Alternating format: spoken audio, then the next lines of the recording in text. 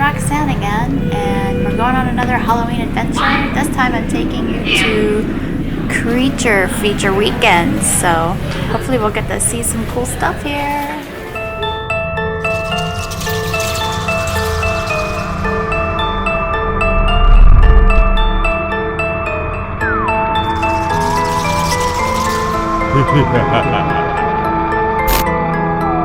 This is Creature Feature's first convention, and it's held at the Wyndham in Gettysburg, Pennsylvania, not West Virginia.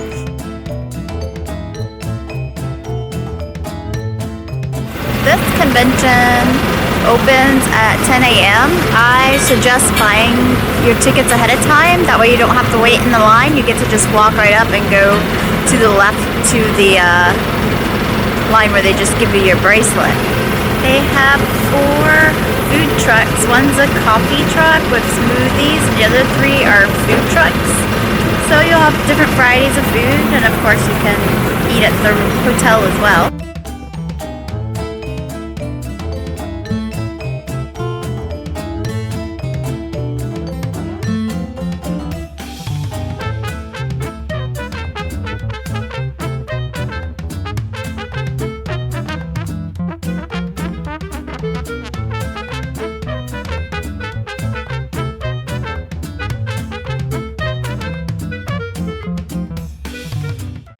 This convention actually has a movie theater, and that's where they've been doing all the panels inside here, and also showing the independent horror movies that you can go see.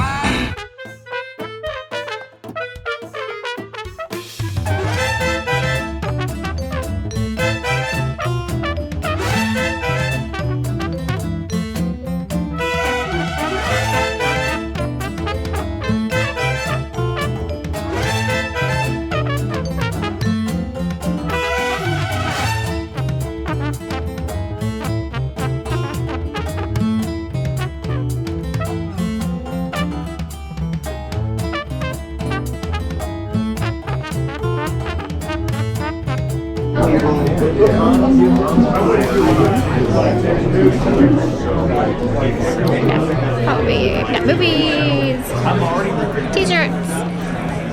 Oh, I like the Sam t-shirt. Might get that. Oh, you're good.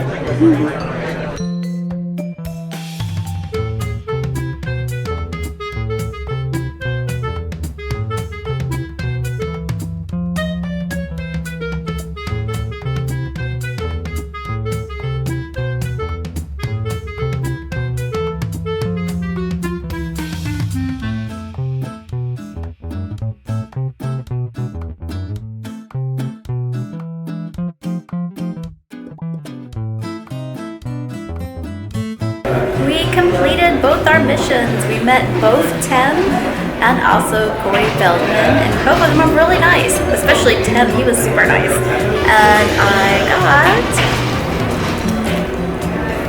Gremlins. I got a Gremlins, his autograph.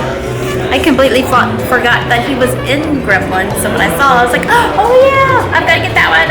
I love Lost Boys, but I liked Gremlins even more. So that's pretty awesome. Cool. And I think my friend Stephanie had this CD when we were kids. She was super into him. I was okay, but she loved all the muscle. So it's fun to get to relive that again. Nice costume. Ready? Yeah. Yep. Super cool costume again.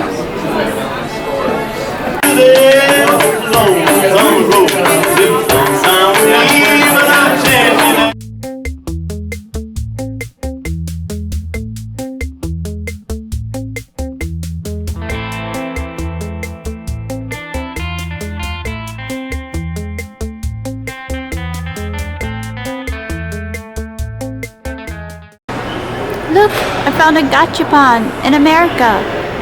Now, they don't have the cool Japanese stuff in it, but woohoo, maybe this is a sign we'll actually start getting them here, which would be awesome.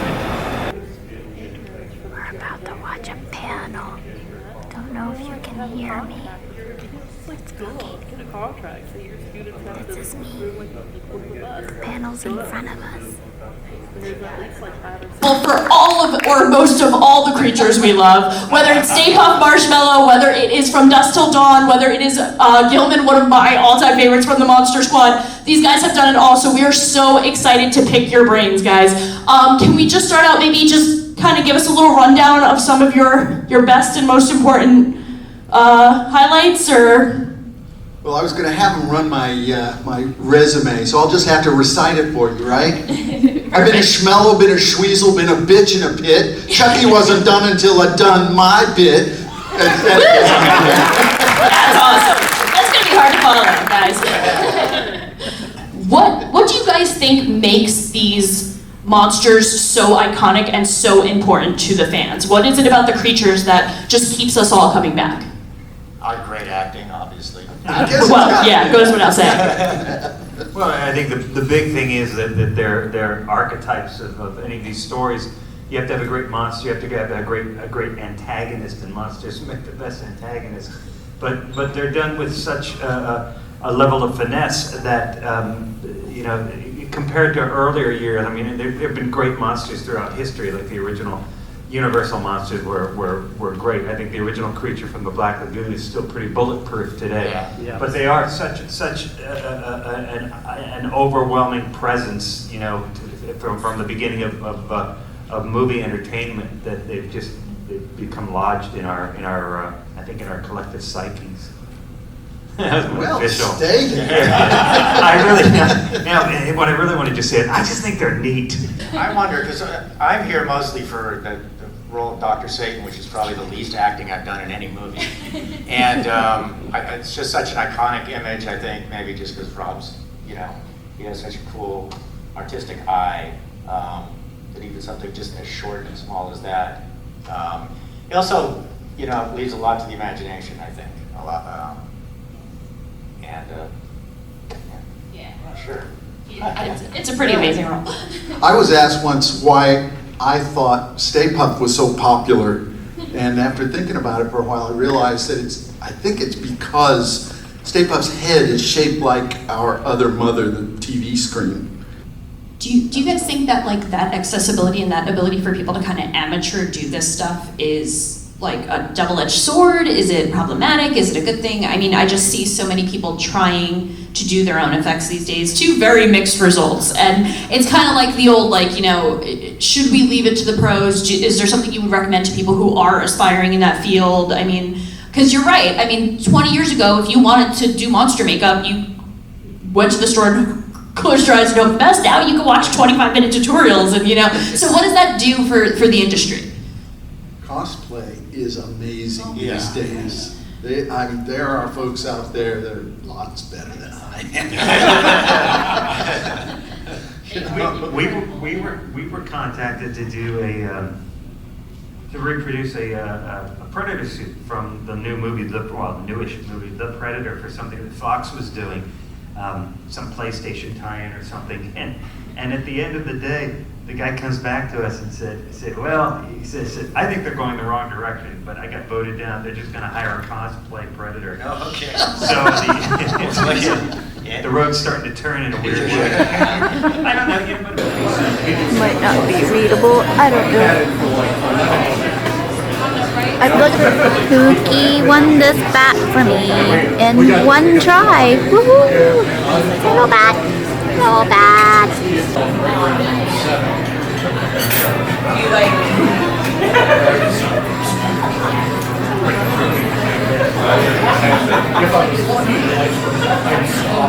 Pookie always gets wings. I would have got the poutine personally.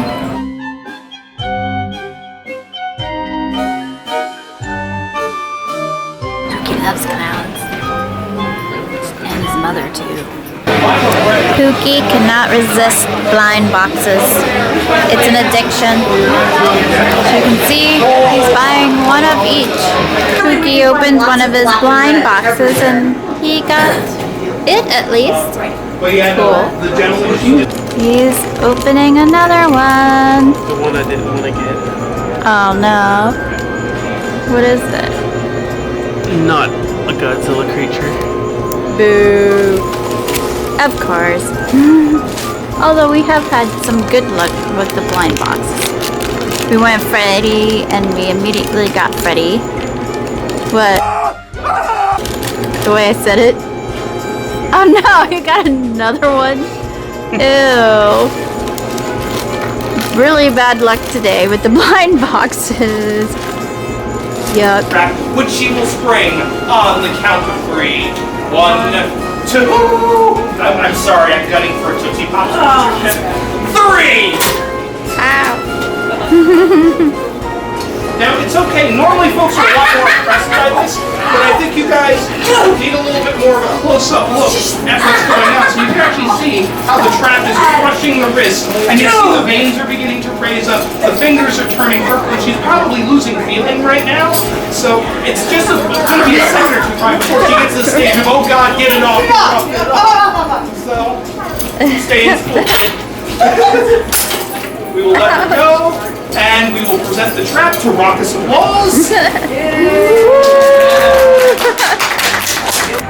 We're walking back to the theater to see the Q&A of the Frog Brothers from the Lost Boys. Well, we'll see if it's any good.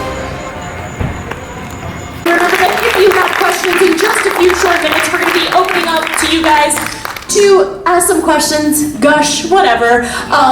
So think about what you want to ask. I'm Corey and that's Jamison. You almost got him right. Oh my gosh, so close. Yeah, sit down, make yourselves comfortable. My gosh, if 9-year-old me, looking at my tiger beat, only knew that this moment was going to happen. So, gentlemen, first of all, thank you so much. I think the first thing we'd like to do is just ask you why you think this film is as absolutely incredibly beloved as it is, and more specifically, why your characters are just so iconic. I mean, I think that's a better question for us to ask you. I think the answer is sitting right here, right? I mean. Oh, well, unfortunately, we're not all here, but there was, many, many beautiful, miraculously fitting, moving parts that all comprised the film and what it became, I believe. Yeah, I'm going to piggyback on that and say, is this like, am I close enough and not far enough from the mic? No, you're good. I can hear you. Like Billy Worth. Can you guys hear him? Yeah. Billy Worth always talks too far away from the mic, right? Well, Billy Worth goes like this anyway. He's like, yeah, so I want to tell you guys this story. Exactly. Because he has some great stories, Billy Worth, but He just doesn't say it very loud. So, what I think is this. I think that the more I think about this and I talk to different people, that I think that Schumacher had this vision for it. For some reason, he just keyed into this vision. And everything he did, everything he got out of anybody was in service of that vision. What do you think? That's a good theory. I appreciate that. You agree or disagree? Well, okay, I'll say it this way.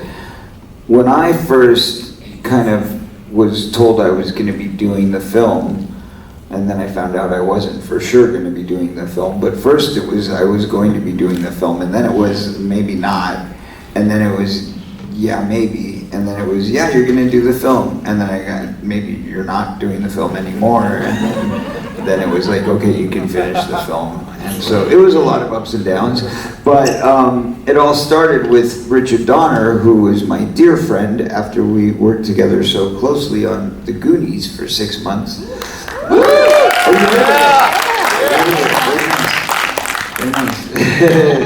Jamison hasn't seen it yet, but he's going to see it. I was trying to, there's a bunch of details that I haven't seen it in a while, but I had definitely saw it, and my boys have seen it. But we got a little nervous. There was a little bit of language in it. Hey, can I just say something? I know this is a little politically incorrect right now, but ladies, you can have a seat at the table. Oh my gosh, we appreciate it. Actually, word on the street is another guest from the Lost Boys might be joining us. So we're okay, well, there you go, yeah. I really appreciate Online, like everybody goes like sweaty sex. Yeah, well, hey, that's a lot of women like that sort of thing. There's no need the stairs, you can just climb the wall. Men like it too, I guess, right? We would hang out on the boardwalk because we were bored because there was nothing else to do. We'd be like, hey, they're shooting a movie here. We should go watch. Because we didn't work for like half the time we were there. So sure, what are we going to do? We'll just go ride some rides and, you know, then watch whatever they're shooting that day. But then we saw this enormous crowd, and it was like this big live party scene, and we're like, what the hell is going on tonight? All right, let's check this out. And you had no idea, did you know it was from the movie? Well, we knew it was from the movie, but we didn't know how it made sense in the movie, because we're like, everything we see is like, hey, we're gonna kill your brother. Yeah, all that kind of stuff. You know, it's like, it's like our own little, it was your own little movie of stuff, right? And then, you know, you see this kind of bigger world going on, and you're like, okay, this is kind of fun. We could hang out here for the night. You know? And it was great. We watched her performance several times, and Corey was there with us. It was like the three of us. And then he ended up having to go, you know, do a shot. Yeah, part of the scene, so. Because he was working a little more because he was with both groups. He was the star of the freaking movie. How about that? Yes. Even though my name was first, like he was the star of the movie because it was the movie I think was told through his eyes, you know. Yeah, you're probably right. That's true. I never really thought about it like that, but he really was the central position. Right. He brought everything together, right? Yeah. I guess he didn't know the Lost Boys, but he... Because it was all about his world. He found the Frog Brothers. It was his brother. It was, you know, they were coming after his family and his mom, and everything was just around him. Right. His dog, Nanook. You know? The first thing you would think, and I always thought, oh, it's Michael is the same, but it's not true. No. Michael is kind of the side. He's the B story. But he's the big guy. Or the F story. No, that's not true. Well, the frog story, man. Come on. Rebooting it. How many of you are excited for that? Woo! That guy's really excited. The rest of you not so much. Well, it's going to be a CW show apparently, and they've replaced the Frog Brothers with Frog Sisters. Woo! So. Yeah, I'm not too excited about it, but you know, hey, you never know what could happen. I heard there was these girls that auditioned that looked like a lot like us, and so they made an audition tape or something, and we put it on my YouTube channel. It's pretty funny. You should look at it. They look a lot like us. Yeah. Beautiful. Yeah, I gotta tell you, if those two and if you have not seen this, guys, please check out the YouTube video for the Frog Sisters audition, because dare I say, you don't get it, I riot. I mean, that's how good that the role was. They killed it, and if there were ever two Frog Sisters, I think we have them. Well, I think so too. I think they did a beautiful job. Yeah. They really did. They really gorgeous. They were stunning. Yeah, they were stunning. You're right. Yeah. You're right. Now that I think about it, you're all absolutely right.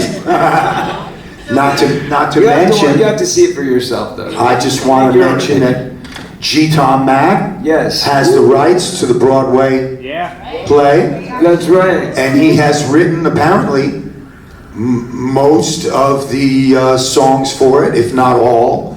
And a couple some really great ones. Did you? Of hearing him in concert, and it was last year at some point where he did a concert and Of the songs from the new play? from his play, and I'll tell you, there's definitely a couple tunes that we roll on a weekly basis. There's some that's good to hear. songs. I think they were great. Yeah. And that Frog Brothers anthem is pretty rocking. Have you heard it? No. Frog Bro Hero or something like that? No, I have All Day, not. Party All Night is probably our #1 favorite song from that album. So. Well, interesting. We'll see what happens with that. Yeah. Shows, and we were having a kind of a sax player moment because my ex-wife started off by being in band and playing sax, and then she continued kind of sax again a little later in life when she met me, and I was always doing music. So on this tour, David Gilmour was playing sax for the first time, and so he's now a sax player. And then we had Scott Page, who was the sax player for Pink Floyd between 87 and 90. And then he had Dick Perry, who is the original sax player, who was again on tour with him, and he was the guy who played on all the big albums, right? So Dark Side and Wish You Were Here and all that stuff. So anyway, so there they all are having this kind of sax talk, and I kind of interrupted and I said, well, my wife is also a budding sax player, so she's, and they were all like, oh, really? Yeah, so tell us all about it, And so at that point, I said, David, it's kind of amazing, because he says, well, I actually just started. I just started this year. And when I began playing sax, I started to realize that, it was really a lot easier than I thought it would be. And I was like, well, the interesting thing about it is when you play the sax, it sounds the same as your guitar solos, except it's just coming through another instrument. Nice. And he says, well, yeah, because it's just another voice. It's just another extension of me, but it's still me, right? And I said, exactly. So that's exactly your point, which is that no matter what form of art it is, whether I'm writing, whether I'm producing music, whether I'm producing a film, whether I'm directing a film, whether I'm acting, or whether I'm dancing or singing or playing an instrument, it's all the same. It's all passion that you put forward. And because you sing and you play sax. That you love what you're doing. I think if you don't really love it, then it's, like everybody says, it's a cliche, but it is the process much more than getting there. Well, yeah, and you also wouldn't still be doing what we do after all the time we've been doing it, right? That's right. Right. That's right. Because we're all still here, right? Yep. It's been a few years. Yeah. Got time to still get tickets and get over there, and time to meet the Frog Brothers. That's all I'm saying. They will be there. Oh man, and at 8 o'clock tonight, I believe we're in for a treat as well. There was a little change today. Yeah. 9:30. Okay. See how you keep track? It's not my fault. We like to party all night long. And I also want to say something else as a special addition. The Frog Brothers are going to go to the autograph room, and they're actually going to sign the pictures that people purchase in the group photos there. There you go, ladies and gentlemen. Cool. So there you go, and we're going to stay as long as we have to make sure the Frog Brothers are treated well. So that's it. Thank you. So once again, thank you so much, everybody. Please show your love to Mr. Corey Feldman.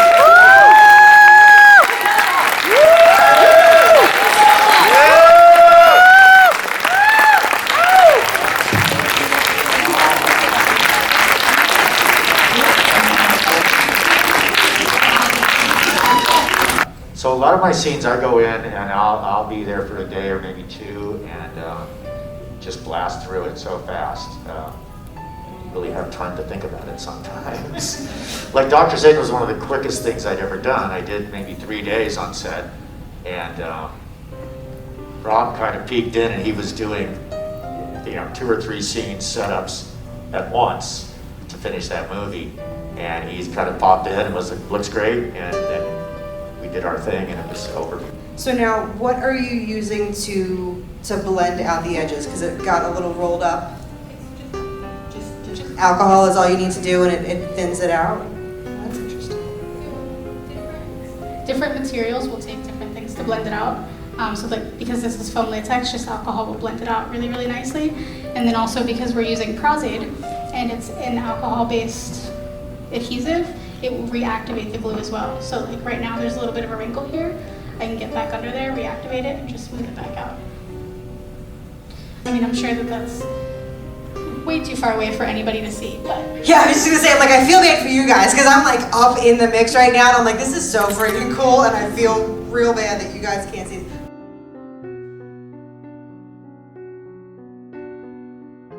Have such an awesome group of people hanging out with us all day. So thank you so much to Walt and the staff of the Tom Savini School, as well as Douglas. You guys want to do any plugging of the school or anything real quick for us? I mean, just follow us on social media. Yeah. Education Center. Doug, that was a lot of letters. Go ahead. DEC.edu, and then Douglas Education Center for all of the other social media. Awesome. And Walt, thank you so much. Is there anywhere we should be following you? I don't like these. Oh no, I was going to stalk you. Yeah, on Facebook and yeah, Instagram, all that stuff. Cool. Make sure to check it out, give everybody a like and a follow, and thank you so much, everybody. Let's give them all a round of applause for all their hard work. Please come up, feel free, come up, take pictures, say hi to everybody. We will be down here hanging out.